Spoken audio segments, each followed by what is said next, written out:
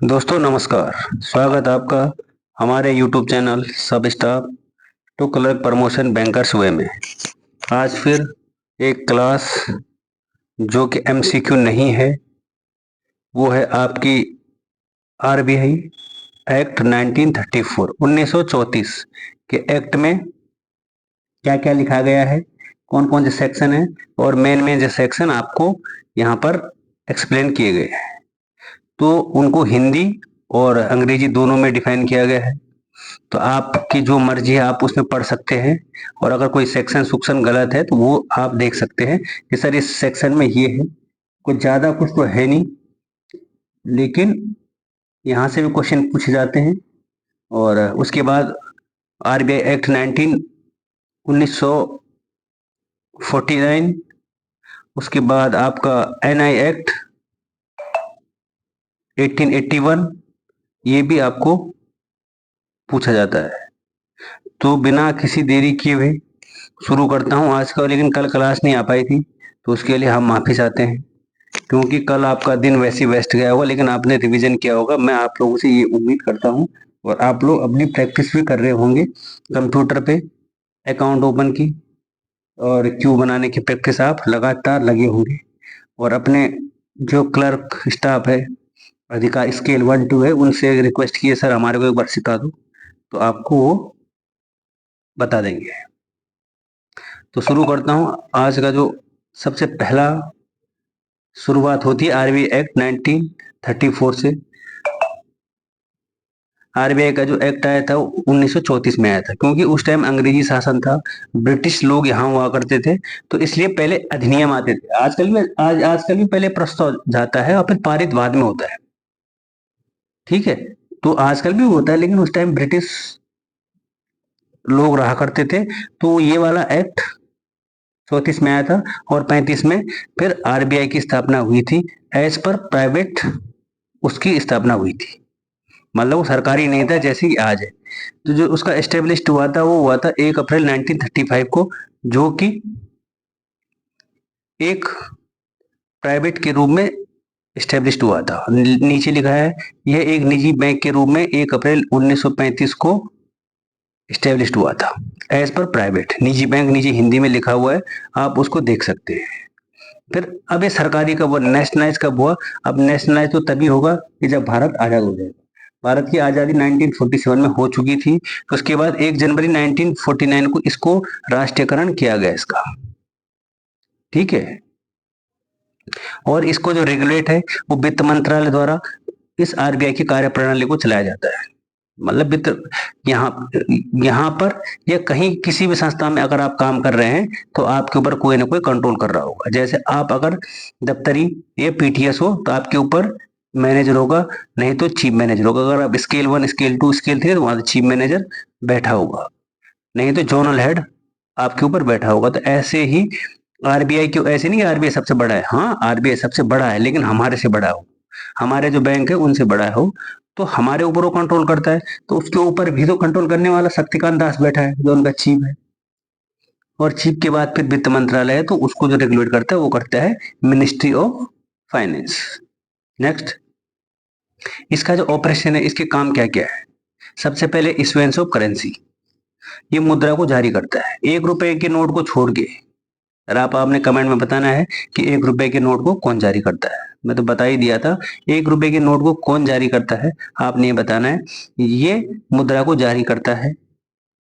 उसके बाद sustaining monetary stability in India, Bharat में मौद्रिक स्थिरता कायम करता है। क्या होता है, कई बार रुपए, जैसे 2000 के रुपए RBI ने कम छाप रखे थे, आपको मैं देसी भाषा में बताऊंगा।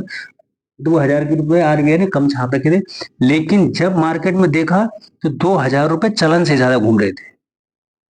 इसीलिए तो भारत सरकार ने फैसला लिया कि भाई ये जो 2000 रुपए हैं, ये तो इतने छाप रखे हैं, और ये जब चलन में घूम रहे हैं, ये तो छाप रखे 20,000 और ये घूम रहे हैं 50,000। इसका मतलब है कि जाली नोट ज्यादा घूम रहे हैं मार्केट में, इसलिए उसको स्थिरता को भी कायम कायम रखता है। ठीक है, और बाकी नेक्स्ट है मुद्रा का संचालन करना, ऑपरेशन ऑफ करेंसी, मुद्रा का संचालन करना, भाई कौन सी करेंसी निकालनी है कौन सी करेंसी नहीं निकालनी है। अभी तक का अगर मैं आपको बताऊं, 1, 2, 5, 7 का नोट तो अभी तक निकला है, 7 का तो नहीं निकला, खैर 10 का, लेकिन एक बार 10,000 का नोट भी निकल चुका है। इतना आपको पता होगा शायद कि 10,000 का नोट निकल चुका है। नेक्स्ट, बैंकर, और ये बैंकों का बैंक भी कहा जाता है, आरबीआई को कहा जाता है बैंकों का बैंक। नेक्स्ट, लास्ट में है फॉरेन एक्सचेंज मैनेजमेंट, ये विदेशी मुद्रा का भी कंट्रोल करता है कि विदेशी मुद्रा, उसका भी प्रबंधन करता है, उसका भी मैनेजमेंट करता है विदेशी मुद्रा का। नहीं तो कौन करेगा विदेशी मुद्रा का मैनेजमेंट अगर आरबीआई नहीं करेगा? क्योंकि आरबीआई को बैंकों का बैंक इसीलिए कहा जाता है कि वो हर एक मुद्रा पे कंट्रोल करता है, चाहे कोई कहीं की भी मुद्रा हो। नेक्स्ट आ जाता है शेड्यूल्ड बैंक। अब शेड्यूल्ड बैंक कौन है? ये है scheduled bank, bank whose name is included in RBI act, bank जिसका नाम आरबीआई अधिनियम में शामिल है वो शेड्यूल्ड बैंक है। ठीक है।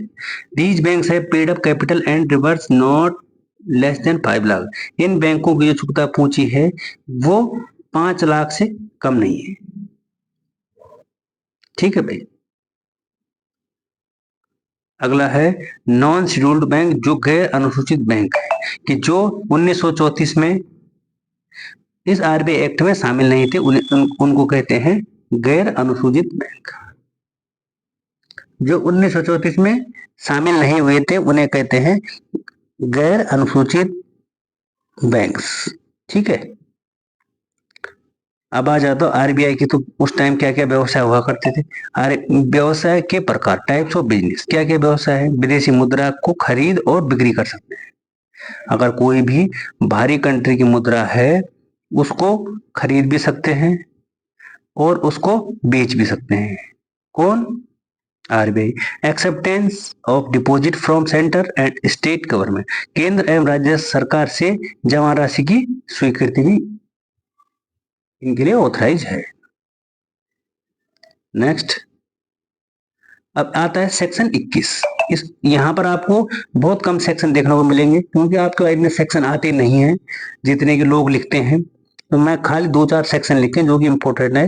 जो सेक्शन है वो सरकारी व्यवसाय करने का अधिकार देता है, right of transact government business, कि जो सरकारी व्यवसाय करने का अधिकार देता है। कैसे देता हो? Remittance exchange keeping deposit free of interest, जमा राशि को ब्याज से मुक्त रखते हुए प्रेषण विनिमय है। ये ब्याज से मुक्त रखता है, इसीलिए मैंने आपके लिए हिंदी में लिखा है। अगर जिस भाई का अंग्रेजी में समझ में नहीं आ रहा है तो वो हिंदी में भी देख सकता है, कोई भी समस्या नहीं होगी। आपने पढ़ना ही है, बाकी मैं आपको थोड़ा बहुत आपको समझा देता हूँ, क्योंकि सब स्टाफ टू क्लर्क के लिए इतना समझने की कोई जरूरत नहीं, ये तो आप लोग भी जानते हैं।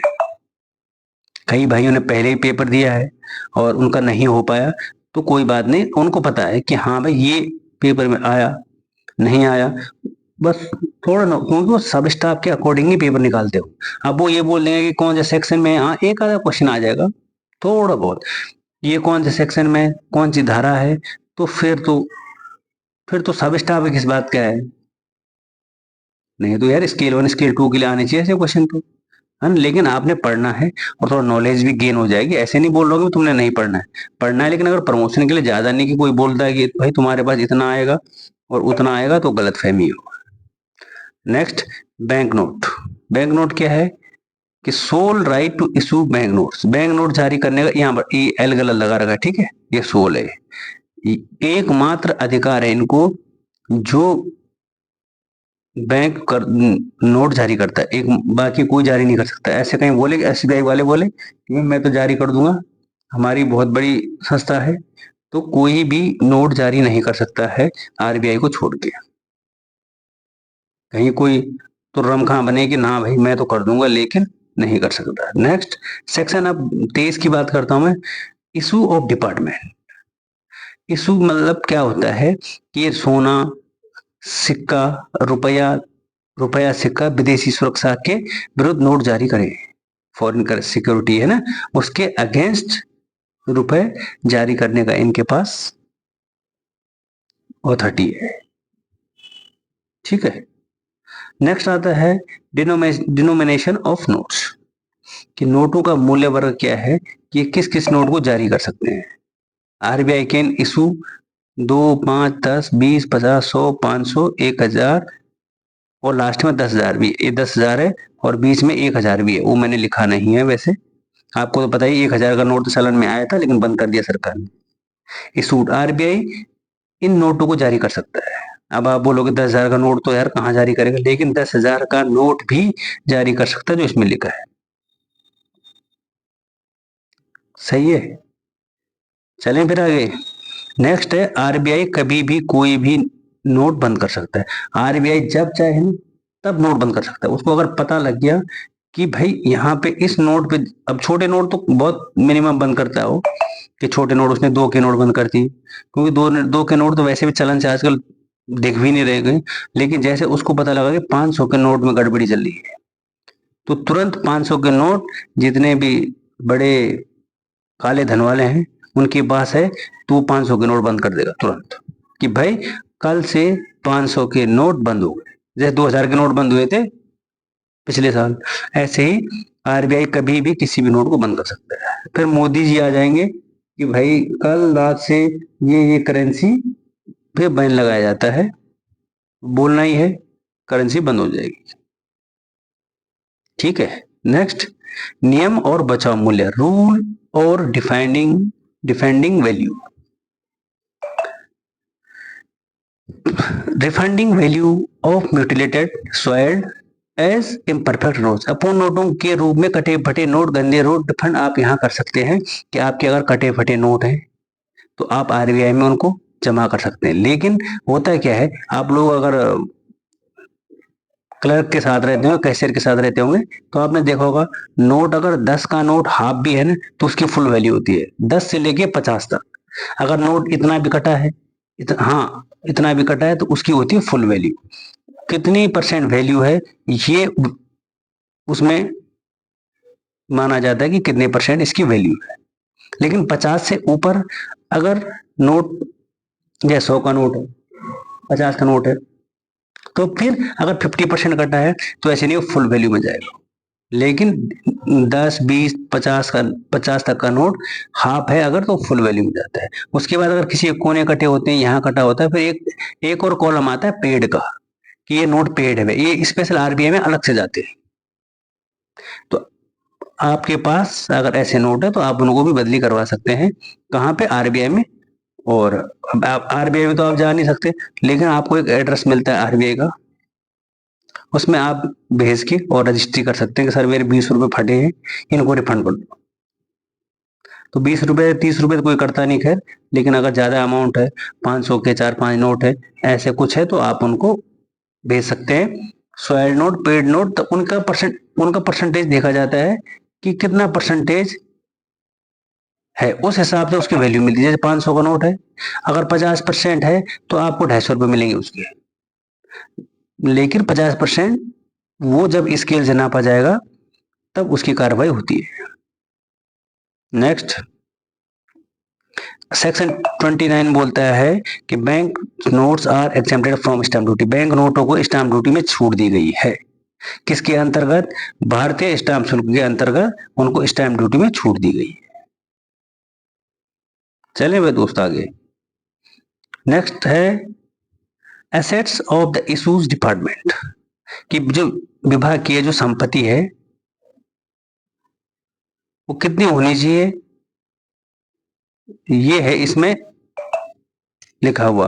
Consist of gold coins, gold bullion, foreign security etcetera, aggregate aggregate value of gold coin, gold bullion and foreign security and as assets shall be not less than 200 crore, के सोने के सिक्के, सोना, बुलियन, विदेशी मुद्रा आदि से मिलकर सोने के सिक्के, सोना, बुलियन और विदेशी सुरक्षा का कुल मूल्य और संपत्ति के रूप में 200 करोड़ से कम नहीं होना चाहिए। ये इनका एसेट्स, संपत्ति विभाग की संपत्ति है। अब आता है सबसे इंपॉर्टेंट आपके लिए सेक्शन 42 सीआरआर। सीआरआर बहुत जरूरी है, कैश रिजर्व रेशियो, और इसको अमेंडमेंट किया गया था 2006 में, जिसका अमेंडमेंट बिल था वो 2006 का है। संशोधन विधेयक बोलते हैं जिसको हिंदी में, वो 2006 का है। तो minimum stationary floor and ceiling थोड़ा इंग्लिश वो स्पेलिंग देख लेना। Limit no longer exist 3% before RBI amendment bill 2006। No interest will be payable on CRR balance to balance by RBI. कि अगर न्यूनतम वैधानिक की जो उनकी सीमा है, ठीक है, वो 2000 से पहले 3% थी, आरबीआई द्वारा सीआरआर पे कोई विशेष ब्याज नहीं देना होगा। अगर सीआरआर पे कोई भी ब्याज नहीं देना होगा बैंकों को इसके ऊपर, ठीक है। आपको तो इतना कोई जानने की जरूरत नहीं है, आपने देखना सीआरआर की फुल फॉर्म क्या है वो बस। और कब का अमेंडमेंट है? 2006 का। तो इनको कोई भी ब्याज दे नहीं होना होता है, ठीक है। अगला है